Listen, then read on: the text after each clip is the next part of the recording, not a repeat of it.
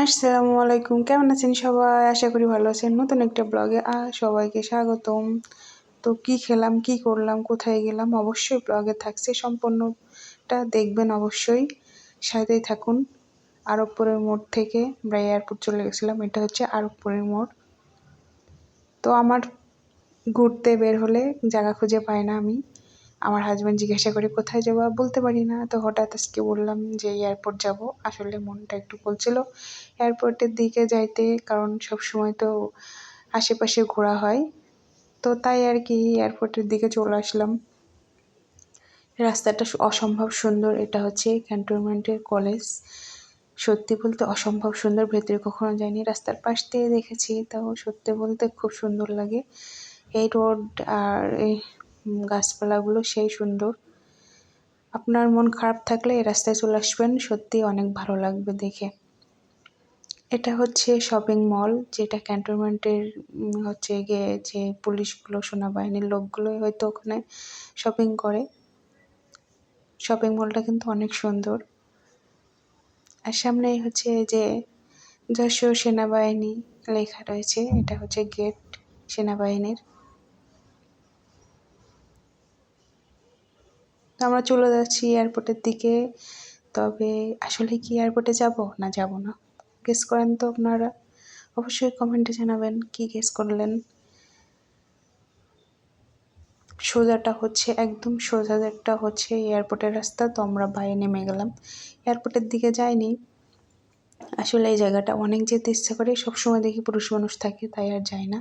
কিন্তু আজকে দেখলাম কিছু মহিলা মানুষ আছে, তাই আর কি বললাম এদিকে নেমে যাও। তো এই রোডটা এত সুন্দর, এই জায়গাটা খুবই সুন্দর, পরিবেশটা মনোরম পরিবেশ, দেখতে কিন্তু অসম্ভব সুন্দর। তো দেখেন এখানে সবাই ফটোশ্যুট করতেই ব্যস্ত। আর দেখতে পাচ্ছেন ধানের কি ঘ্রাণ, সুগন্ধ, মনটাই ভরে গেল এর ভেতরে যে।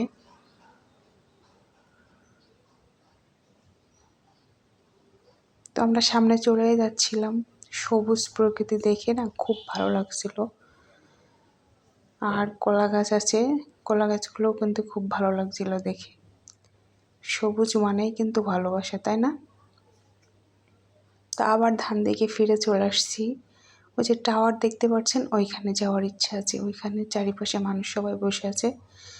এখান দেখেন সবাই আড্ডা নিয়ে ব্যস্ত। তো পুকুরটার চারপাশে সবাই বসে আছে, সত্যি বলতে অনেক ভালো লাগছিল। তো আমি এখানে নামবো, নেমে একটু ভিডিও করে নেব, অবশ্যই দেখতে পারবেন।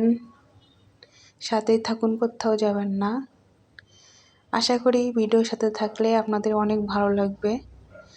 এই যে আমি নেমে একটু ভিডিও করলাম, জিজ্ঞাসা করলাম যে ওইগুলো কি দেখা যাচ্ছে, ওটা কি শিশু উদ্যান? আমার হাজবেন্ড বলছিল হ্যাঁ এটা শিশু উদ্যান। তো আমি জিজ্ঞাসা করছিলাম।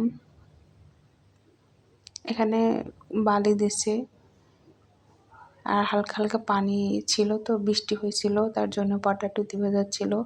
তারপরে আমরা ওখানে বসবো বলে বাদাম খুঁজছিলাম, বাদাম খোঁজার জন্য এয়ারপোর্টের রাস্তায় চলে আসলাম। এটা হচ্ছে গিয়ে আপনার ইংলিশ মিডিয়ামের যে স্কুলটা, ওটা দেখেন। এই রোডটা মাশাল্লাহ মাশাল্লাহ এত সুন্দর, এত সুন্দর, মানে বলে বোঝাতে পারবো না। যারাই গেছেন তারাই বুঝতে পারবেন, আর যারা যাননি তারা বুঝতে পারবেন না। যশোরের বাইরে যারা থাকেন অবশ্যই একবার এই রাস্তায় এসে একটু ঘুরে যাবেন, দেখবেন অবশ্যই ভালো লাগবে। রোডটা কিন্তু অসম্ভব সুন্দর। আর যদি বিকাল টাইমে আসেন না, তাহলে তো পুরো ফিদা হয়ে যাবেন। এটা কি আমি জানি না, সম্ভবত কলেজ মনে হয়, যে ক্যান্টনমেন্টের যে মেডিকেল কলেজ হয়তো বা হতে পারে, আমি সঠিক শিওর না, সঠিক জানি না। তারপর আমরা সোজা কি যাব না, বাইরে চলে আসলাম। এই রাস্তাটায় কখনো যাইনি, ওটাই যেতে খুব ইচ্ছা করে, কিন্তু সবসময় দেখি মানে লোকজন থাকে না, তাই আর কি যাই নাই। এখন দেখলাম যে লোকজন আছে, তাই আর কি রোডে যাচ্ছি দেখতে রোডটা কেমন। সত্যি বলতে ভালো লেগেছে, কিন্তু একটু যাওয়ার পরে দেখলাম যে পুরো আবর্জনাই ভরা এই রোডটা, রোডের এই যে এখানে। তো মনে হচ্ছে সব দুনিয়ার আবর্জনা ময়লা যেন এখানেই ফেলেছে, কিন্তু মাঝখানে একটা কবর দেখলাম আবর্জনার ভিতরে। তো এটা দেখে খুব খারাপ লাগলো।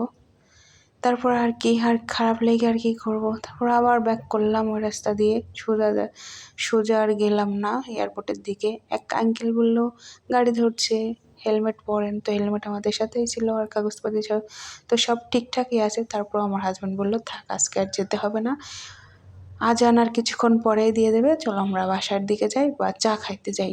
তো আমি বললাম ঠিক আছে চলো। তো এই যে আমরা ফিরে আসছি ধর্মতলার দিকে, ধর্মতলাতে চা খেতে যাব। ধর্মতলার চাটা কিন্তু না অসম্ভব মজা লাগে, দামটা একটু বেশি কিন্তু তারপরেও না খুব ভালো লাগে খেতে, তাই আর কি ধর্মতলাতে চলে গেলাম। এই যে আমরা ধর্মতলাতে যাচ্ছি। আচ্ছা, কারা কারা ধর্মতলার চা খেয়েছেন একটু কমেন্টে জানাবেন, ঠিক আছে? আমার তো বেশ ভালো লাগে ওখানকার চা, আর ওখানকার চা কিন্তু ফেমাস। এটাই সে শিশু দিন, তো এই শিশু দিনটাই আমি ওখানে হাত দিয়ে দেখাচ্ছিলাম। এই যে আমরা চলে আসছি, আসার সাথে সাথেই ভিড় হয়ে গেল।